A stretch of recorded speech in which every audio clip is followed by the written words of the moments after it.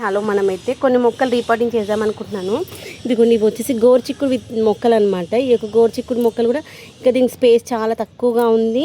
దీని యొక్క కుండీ సైజు కూడా చాలా చిన్నగా ఉంటుంది అనమాట. అందుకని అయితే దీన్ని కూడా రీపాటింగ్ చేద్దాం అనుకున్నాం. ఒక్క మొక్కలు ఉంచేద్దాము. ఎందుకంటే ఎక్కువ మొక్కలు ఉంటే దానికి కావాల్సిన పోషకాలు సరిపోవు. ఇవి రెండు. దీంతో పాటు ఇదిగోండి పచ్చిమిర్చి మొక్కలు మొన్నటి నుండి చూస్తున్నాను అనమాట. కొంచెం పెద్దగా అయిన తర్వాత తీద్దామని. కొంచెం పెద్దగా అయిన తర్వాత మాత్రమే రీపాటింగ్ చేస్తే మంచిగా బతుకుతాయి అన్నమాట. ఇదిగోండి, మనము కిచెన్లో వచ్చినటువంటి వేస్టేజ్ అట్లా వేస్తూ ఉంటాం కదా, అప్పుడు వచ్చినటువంటి మొక్కలే అనమాట. ఇంత మంచిగా హెల్తీగా వస్తాయో తెలుసా. ఇదిగోండి, ఇట్లా లాస్ట్కున్న తీసుకుందాము. ఆ లోపల టమాటా మొక్కతో పాటు అది కూడా వచ్చేస్తాం. ఇదిగోండి, ఇంకొక రెండు ఉన్నాయి, ఉండనిద్దాము. వీటిని మనము రీపాటింగ్ ఎలా చేయాలో చూపిస్తాను. ఇదిగోండి, ఇప్పుడు మేము పచ్చిమిర్చి మొక్కలు ఉన్నాయి కదా, వీటిని పెట్టేసుకున్నాము. దీంట్లో ఒక్క టమాటా మొక్క ఉంది.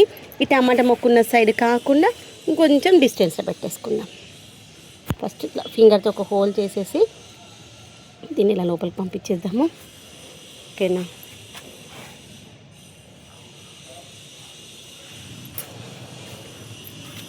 ఒక్కొక్క కుండీలో రెండు మొక్కలకి మంచి స్పేస్ సరిపోతుంది. ఇప్పుడు ఇది బీర మొక్క అయితే బాగుండు, కాకర మొక్క కాకుండా.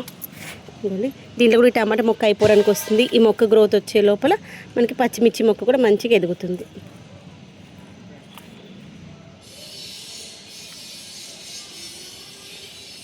ఇదిగోండి, తర్వాత ఇదిగోండి ఈ కుండీలో కూడా కొంచెం ఎరువు వేసుకున్నాక దాంట్లో పెట్టేద్దాము. కొంచెం కిచెన్ వేస్ట్ అట్లా వెళ్ళేసుకున్నాం అనుకోండి. ఇదిగోండి, ఆల్రెడీ కిచెన్ వేస్ట్ ఉన్నట్టుంది, లేని పెట్టేద్దాము మొక్కని.